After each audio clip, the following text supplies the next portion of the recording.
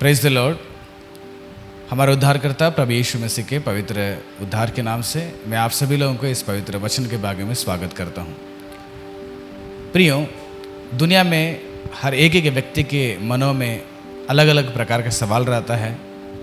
शायद आपके भी मन में एक सवाल गूंजते होगा कि आखिर हमारे अगल बगल में रहने वाले कहीं से लोग हैं, उनमें से जो अक्सर मनुष्य के हृदय में एक प्रश्न जो है वो सताते रहेगा कि हम इतने पवित्र जीवन बिताते हैं, हम इतना प्रार्थना का जीवित है, हम परमेश्वर के साथ इतना समय बिताते हैं और परमेश्वर के हर एक वचन के अनुसार जीने के लिए हर रोज़ प्रयास करते हैं, कोशिश करते हैं, मेहनत उठाते हैं, लेकिन हमारे साथ बहुत सारी कठिनाइयाँ।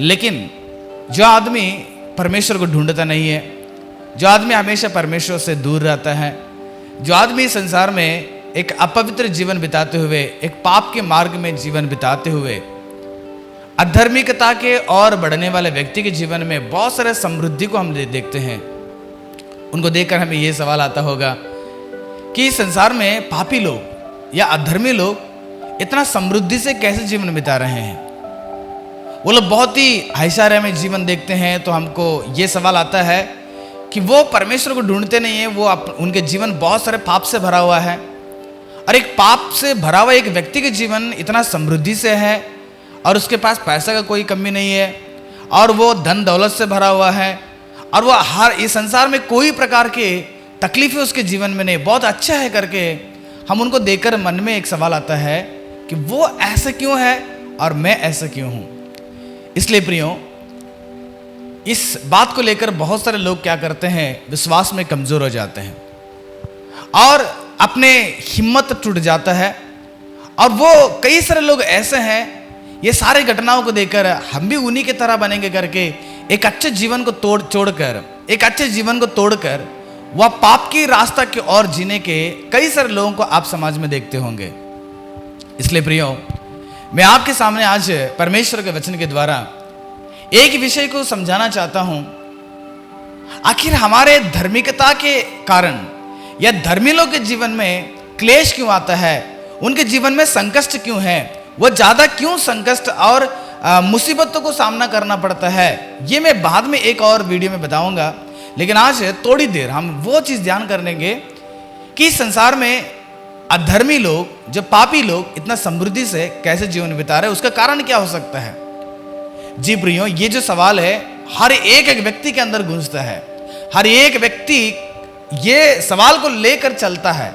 रोज जब रास्ते में जाता है, मन में सवाल आता होगा, वो इतना पाप का काम करने वाला है, इतना अधर्मी है, ये परमेश्वर कभी ढूंढता नहीं है, वो इतना अच्छा जीवन क्यों बिता रहा है, कैसे जीवन बिता रहा है देखो, लेकिन मेरा जीवन इतना क्लेश में भरा हुआ करके आपको हर रोज ये सवाल आता होगा। लेकिन आपको मैं बताना चाहता हूँ, आपको हिम्मत तोड़ने की जरूरत नहीं है, आपको कमजोर होने की जरूरत नहीं। आप एक कदम और आगे बढ़कर क्या करना पड़ेगा, जीना बहुत जरूरत है इस संसार में परमेश्वर के साथ। इसलिए प्रियो, ये जो सवाल है केवल आपके मन के नहीं है, ये जो सवाल है केवल आपके हृदय के नहीं है, बल्कि बाइबल के कई सारे भक्तों के अंदर भी ये सवाल था। और इस सवाल को लेकर काफी समय वो बीतने के बाद उनको पता चला, हाँ सच में इसी कारण से वे अधर्मी लोग इस संसार में बहुत ही खुशी से रह रहे हैं और वो समृद्धि से रह रहे हैं करके वो लोग पहचान लिए हैं। देखिए, कुछ पदों को मैं पढ़ना चाहता हूं प्रियो। यिर्मयाह का 12वां अध्याय के पहला पद में यिर्मयाह परमेश्वर का भविष्यद्वक्ता, परमेश्वर के लिए जीने वाला, मां की कोख से परमेश्वर ने यिर्मयाह को भविष्यवाणी इस्राएल लोगों के बीच में कहने के लिए यिर्मयाह को उठा लिया था परमेश्वर ने। ऐसे यिर्मयाह भक्त ने एक सवाल परमेश्वर से पूछता है, बोलता है कि प्रभु, मैं आपसे सवाल पूछने के लिए, आपसे मुकदमा करने के लिए तो मेरे अंदर उतना हिम्मत नहीं है, फिर भी एक सवाल मैं आपके सामने रखना चाहता हूं। देखिएगा 12वां अध्याय का पहला पद, हे यहोवा, यदि मैं तुझसे मुकदमा लड़ूं तो भी तू धर्मी है। मैं तुमसे अगर मुकदमा लड़ूं प्रभु, आप धर्मी है, आपसे क्या लोग मुकदमा लड़ें, मुझे अपने साथ इस विषय पर वाद विवाद करने दे। लेकिन अभी इस वक्त में फिलहाल इस विषय पर आपके साथ एक वाद विवाद करने दे, दुष्टों की चाल क्यों सफल होती है। दुष्ट लोग कोई भी काम करते हैं, कोई भी बिजनेस करते हैं, कोई भी अगर ऐसे कदम उठाते हैं, वो इतना सफल क्यों हो रहे हैं? दुष्ट लोग अपने चाल में इतना सफलता की और कैसे दौड़ रहे हैं? उसका रहस्य क्या है? उसका रीजन क्या है? परमेश्वर से यिर्मयाह ने सवाल पूछ रहा है। देखिएगा, क्या कारण है कि विश्वासघाती बहुत सुख से रहता है? प्रभु, मैं आपसे पूछना चाहता हूं, एक विश्वासघाती जो विश्वास में रहता नहीं है, जो विश्वास में चलता नहीं है, वह आदमी कैसे, क्या कारण हो सकता है वो आराम से खुशी खुशी से जीवन बिता रहा है? लेकिन हम एक विश्वासी हैं, हम एक धर्मी हैं, हम एक पवित्र लोग हैं, लेकिन हमारे साथ इतना क्लेश क्यों है? लेकिन उनके साथ इतना सुख विलास कैसे है? क्या कारण है? यिर्मयाह के अंदर भी यह सवाल था। देखिएगा, एक और वक्त है भागा हबक्कुक करके, बाइबल में एक छोटा सा समय में एक भविष्यवाणी करके चला गया था। हबक्कुक का पहला अध्याय का 13 पद में हबक्कुक का एक स्टेटमेंट ऐसे बाइबल में, तेरी आंखें ऐसे शुद्ध है कि तू बुराई को देख नहीं सकता। परमेश्वर, तेरा आंख इतना शुद्ध है, आप बुराई को कभी भी नहीं देख सकता है। आप बुराई को देखना ही पसंद नहीं करते हो। आप इतना शुद्ध, इतना पवित्र, इतना धर्मी परमेश्वर है, और उत्पात को देखकर चुपचाप नहीं रहता। अगर यहां पर गलतियां हो रहा है, अगर यहां पर पाप हो रहा है, यहां पर अपराध हो रहा है, उसको देखकर परमेश्वर आप चुपचाप रहने वाला नहीं है।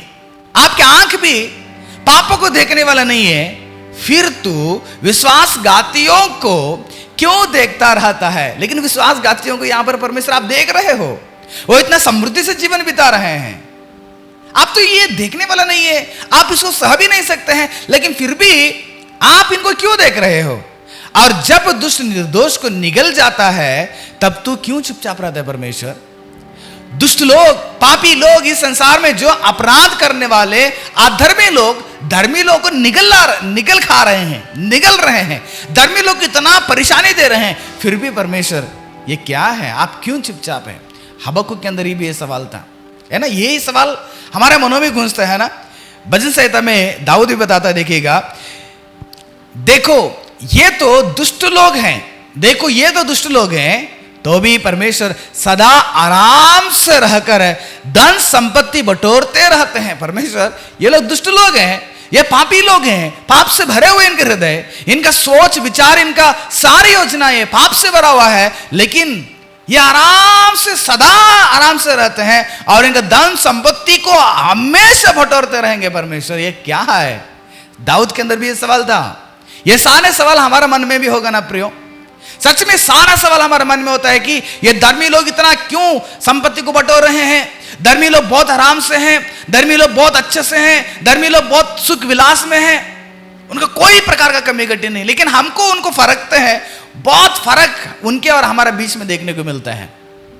देखिएगा, आयुब जो परमेश्वर के दास, इतना धर्मी, उस समय में, उस काल में आयुब अपने देश में एक धर्मी व्यक्ति था। वो धर्मी व्यक्ति आयुब में बताता है कि क्या कारण है कि दुष्ट लोग जीवित रहते हैं। दुष्ट लोग, अब देखो, पवित्र लोग, अच्छे लोग जल्दी से मर जाते हैं, लेकिन पापी लोग, दुष्ट लोग जो पाप करते हुए जिंदगी बिताते हैं, वो बहुत साल तक रहते हैं। उनकी जिंदगी को देखे तो पता ना, मतलब हमारे मन में कई सारे सवाल आता है कि ये कैसे ये जीवन बिता रहा है।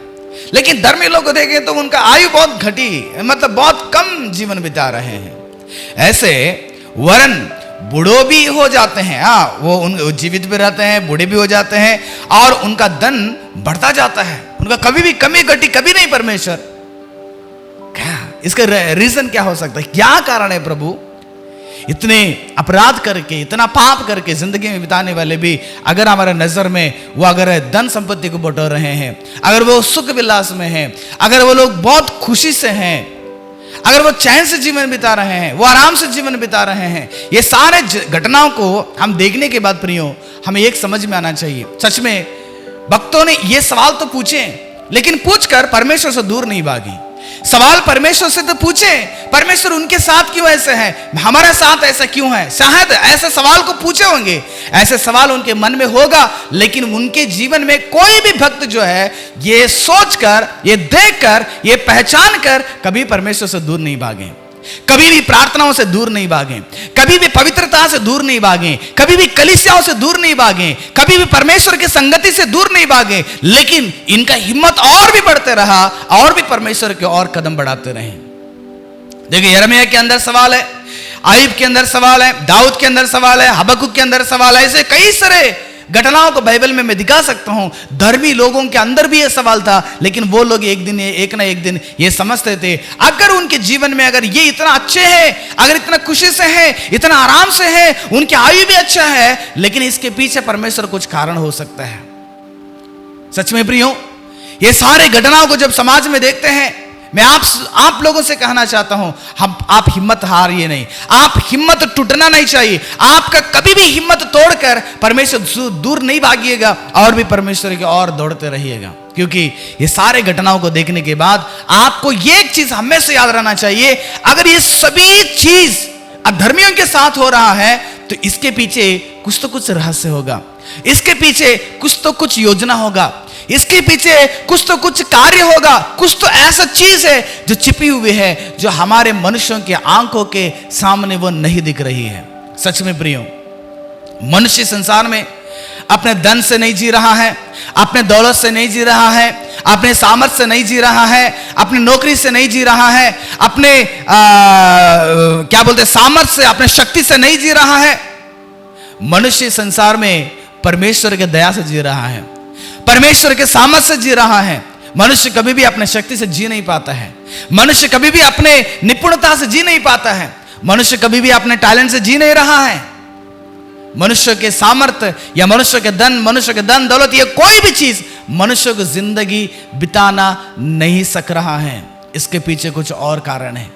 आपके पैसा, आपके धन दौलत, आपके जितने भी चीजें हैं ना, वो आपको जिंदगी नहीं दे रहा है। कितने लोगों को देखो, करोड़ों अरबोपति है, सुसाइड कर रहे हैं।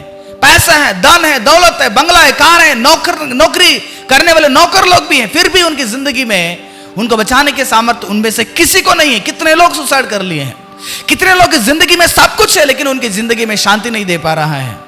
सच में ये जो मनुष्यों ने बटोर के रखा है, उससे उसकी जिंदगी नहीं चल रहा है, बल्कि ये अधर्मी लोग, ये पापी लोग, ये पाप करने वाले संसार में अधर्म करने वाले लोग अगर सुख विलास में जिंदगी बिताते हुए, धन संपत्ति को बटोरते हुए, उनका अगर आज भी कोई कमी घटी नहीं हो रहा है, उसके पीछे बहुत सारे रीजन है, और उनमें से मैं केवल और केवल 3 रीजन बताना चाहता हूं। सबसे पहला कारण यह है, देखिएगा, हर एक व्यक्ति के पीछे दूसरा एक व्यक्ति है जो उनके लिए परमेश्वर के सामने दुआई कर रहा है। सच में अगर मैं यहां पर बैठ गया हूं, मेरे पीछे बचपन से लेकर आज तक मेरे लिए दुआ करने वाले कई सारे लोग हैं। मेरे माँ प्रार्थना करती है, मेरे बाप प्रार्थना करते हैं, और मेरे माँ बाप जब जो कलीसिया में जाते वहां के पासवान लोग प्रार्थना करते थे, विश्वासी लोग प्रार्थना करते थे। आज भी मेरे साथ में रहने वाले कई सारे लोग मेरे लिए प्रार्थना करते हैं, इसलिए हम आज तक जिंदा हैं। अगर इस संसार में पाप करने वाले लोग और अधर्म करने वाले लोग अगर आराम से जिंदगी बिता रहे हैं, उसका कारण भी यही है कि उनके लिए भी एक धर्मी क्या कर रहा है, प्रार्थना कर रहा है। उनके लिए एक व्यक्ति क्या कर रहा है, दुआ कर रहा है परमेश्वर के पास, उनकी जिंदगी को बचाने के लिए, उनकी जान को बचाने के लिए, उनको एक और मौका देने के लिए एक व्यक्ति जो धर्मी है उनके पीछे पड़ा हुआ है। भारत देश के लिए, दुनिया के लिए, सारे जगत के मनुष्यों के लिए प्रार्थना करने वाले लोग जो है आज भी संसार में हैं। आप मेरे साथ एक घटना पढ़िएगा, उत्पत्ति गिनती का 11वां अध्याय का पहला पद से लेकर 3रा पद तक। वहां पर क्या घटना है, जब इस्राएल के लोग परमेश्वर के सुनाई दिया, उस ढंग से लोग क्या करने लगे, खुड़खुड़ाने लगे।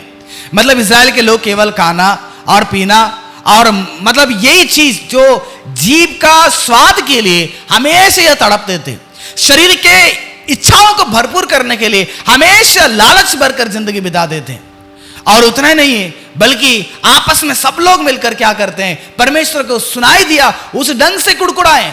क्या परमेश्वर है, हमें मिस्र देश से लेकर आया है, ये जंगल में हमको खाने के लिए नहीं है, ये जंगल में पीने के लिए नहीं है, ये जंगल में रहने के लिए नहीं है, हम मिस्र देश में रहता बहुत बढ़िया रहता। परमेश्वर ने गुलामी का जिंदगी को छुड़ाकर, परमेश्वर ने उस गुलामी का गंदे एक देश से छुड़ाकर इस्राएल लोगों को छुड़ाकर एक नई कनान देश की ओर लेकर जा रहे हैं। लेकिन आज भी इस्राएल के लोग वहां जंगल में आने के बावजूद भी, वो सिनाई पर्वत के पास आने के बावजूद भी, परमेश्वर के मिलाप वाले तंबू रहने के बावजूद भी, परमेश्वर ने उनको इतना खिलाया पिलाया, सब कुछ होने के बावजूद भी इनका खुड़खुड़ाहट बंद नहीं हुआ। हम देखो बाइबल बताता है कि फिर वे लोग बुड़बुड़ाने और यहोवा के सुनते बुरा कहने लगे। उनके मुंह से बुराई शब्द, उनके सोच से बुराई शब्द, उनके जीवन से हमेशा बुराइयां परमेश्वर को सुनाई दिया, बुरा खाने लगे। अतः यहोवा ने सुना, यहोवा का कान सुनाई दिया, तुम दिल में क्या सोचते हो, दिल में क्या विचार रखे हो, सारा चीज परमेश्वर देखता है। और उसका कोप परमेश्वर का जो गुस्सा है भड़क उठा और यहोवा की आग उनके मध्य में जल उठी। परमेश्वर की आग उनके मध्य में जल उठा और छावनी के एक किनारे से भस्म करने लगा। इस्राएल लोगों को सबको विनाश कर दूंगा, सारे लोगों को विनाश कर दूंगा। परमेश्वर का आग उतरा और सारे लोगों को भस्म करने लगा। तब सारे लोग क्या करने लगे, मूसा के पास आकर चिल्लाने लगे, मूसा हमको बचाओ, हम गलत कर दिए हैं, हमारा अपराध ज्यादा हो गया है, आप हमें बचाओ। तब मूसा क्या कर दे देखिए तो, और मूसा ने यहोवा से प्रार्थना की, तब वह आग बुझ गई। परमेश्वर से प्रार्थना किया, प्रभु आप इन्हें क्षमा कर दो, आप इन्हें छोड़ दो, आप इन्हें मत मारना, आप इनके बुराई को आप कभी भी हिसाब में मत लेना, आप इन्हें क्षमा कर दो। देखो परमेश्वर ने मूसा के प्रार्थना को सुनकर तीसरा पद में, और उस स्थान का नाम तबेरा पड़ा क्योंकि यहोवा की आग उनमें जल उठी थी। परमेश्वर ने उसके प्रार्थना को सुना और आग जो जला रहा था इन लोगों को, आग बुझ गया है। सच में मूसा अगर उस दिन प्रार्थना नहीं करता, इस्राएलियों की जिंदगी जंगल में विनाश हो जाता, इस्राएलियों को सारे नाम और निशान वहीं पर मिट जाता। एक बार नहीं, दो बार नहीं, कितने बार मूसा ने इस्राएलियों के लिए प्रार्थना किया। वह हमारे लिए, इस युग के लिए एक गवाही है प्रियो। आज भी एक धर्मी होता है जो अपने परिवार के लिए प्रार्थना करता है। आज भी एक कलीसिया होता है अपने शहर के लिए प्रार्थना करता है। आज भी एक मसीह होता है अपने देश के लिए प्रार्थना करता है। आज भी एक विश्वासी, आज भी एक धर्मी सारे लोगों के लिए प्रार्थना करता है। उनकी प्रार्थनाएं परमेश्वर के सामने सुनाई दे रहा है।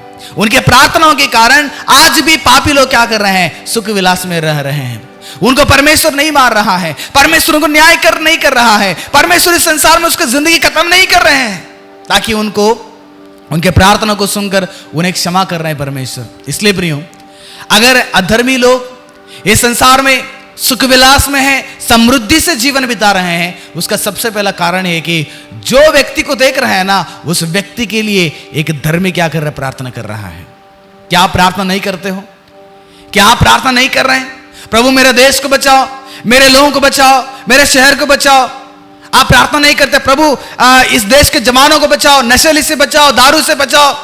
आप प्रार्थना नहीं करते हो? सच में तुम्हारा एक ही प्रार्थना परमेश्वर सुन रहा है। आपकी एक एक प्रार्थना की वजह से वो आज सुख विलास में रह रहा है। आपको हिम्मत आना चाहिए कि मेरी प्रार्थना सुनकर आज वो जो अधर्मी व्यक्ति है सुख विलास में जी रहा है, उसको परमेश्वर क्षमा किया, उसको मेरी प्रार्थना की वजह से वो जी रहा है। आप ये मत सोचना कि मैं ऐसा क्यों नहीं हूं, वो ऐसा क्यों है। आपकी प्रार्थना में इतना सामर्थ्य है कि वो जो अधर्मी व्यक्ति है आपके नजर में सुख विलास में जिंदगी बिता रहा है, उसका कारण क्या है? वो आप है। आप कैसे विश्वास से, आप कैसे हिम्मत से टूट जाते हैं? हिम्मत टूटना नहीं चाहिए प्रियो। हम मसीह के लोग हैं, यीशु मसीह हमें पवित्र शास्त्र दिया है, हमें उसको ध्यान करना पड़ेगा। हाँ प्रभु आपको बहुत धन्यवाद, मेरी प्रार्थना सुना है। कभी एक दिन आपने प्रार्थना किया होगा ना, वह प्रार्थना की वजह से वो वहां पर खड़ा हो गया है। उस प्रार्थना की वजह से वहां पर वो बैंक मैनेजर होकर जिंदगी बिता रहा है। उस प्रार्थना की वजह से वो इतना गलती करने के बावजूद भी उसको परमेश्वर ने क्या कर दिया है, क्षमा कर डाला है। वो आपकी प्रार्थना है, वो आपकी प्रार्थना है। क्योंकि मसीह के लोग कभी भी किसी का बुराई के बारे में नहीं सोचना चाहते हैं। सच में प्रिय, यही पहला कारण है।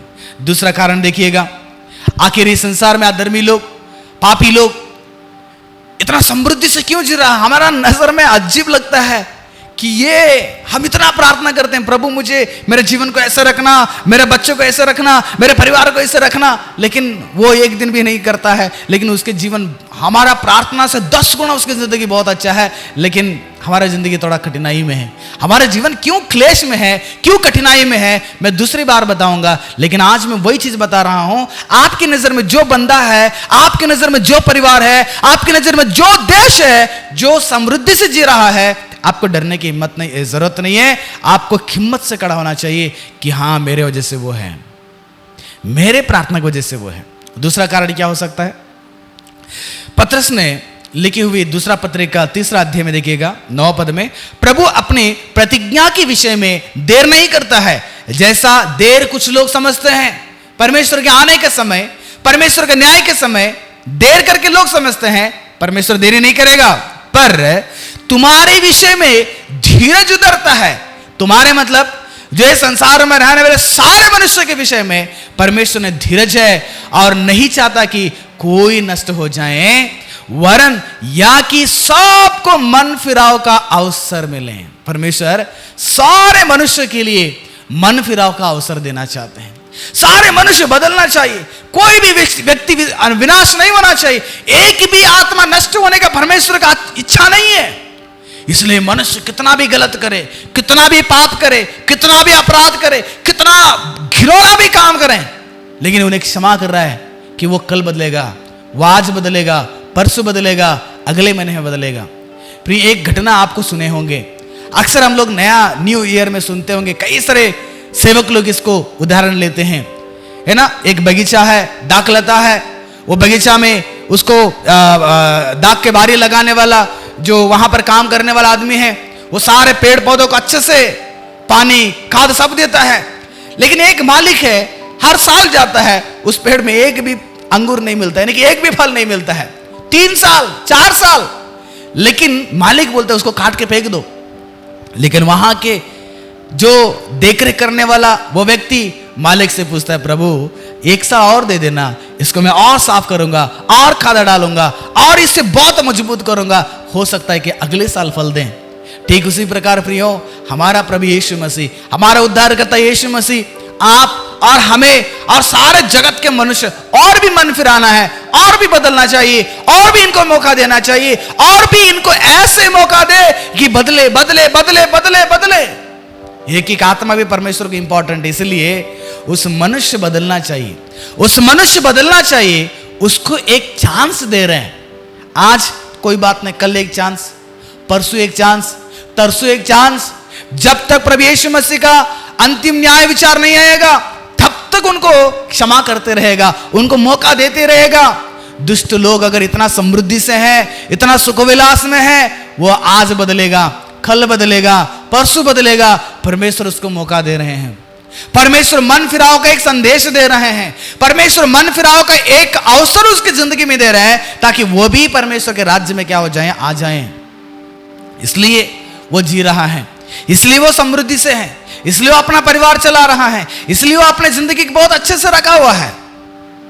देखो, 2 कारण हो गया। तीसरा कारण क्या हो सकता है कि परमेश्वर आज भी अधर्मी लोगों को सुख विलास में, या वो लोग इतना अच्छे से समृद्धि से जीवन बिताने का तीसरा कारण बाइबल में से देखिएगा, आप मेरे साथ पढ़िएगा मत्ती रचित सुसमाचार 5वां अध्याय से, 5वां अध्याय का 43वां पद से मैं पढ़ता हूं। देखिएगा, तुम सुन चुके हो कि कहा गया था, अपने पड़ोसी से प्रेम रखना और अपने बैरी से बैर, परंतु मैं तुमसे यह कहता हूं, यानी कि यीशु मसीह ने जब इस संसार में आया, पुराने नियम को बदलकर जब नया नियम में कई सारे रूल्स को बदल डाला, एक पावर ज्यादा दिया, एक सिस्टम को चेंज किया, यीशु मसीह ने बताया, परंतु मैं तुमसे कहता हूं कि अपने बैरियों से प्रेम रखो और अपने सताने वालों के लिए प्रार्थना करो, जिससे तुम अपने स्वर्गीय पिता के संतान ठहराओगे, क्योंकि वह भले और बुरे दोनों पर अपना सूर्य उदय करता है। सूर्य परमेश्वर का है,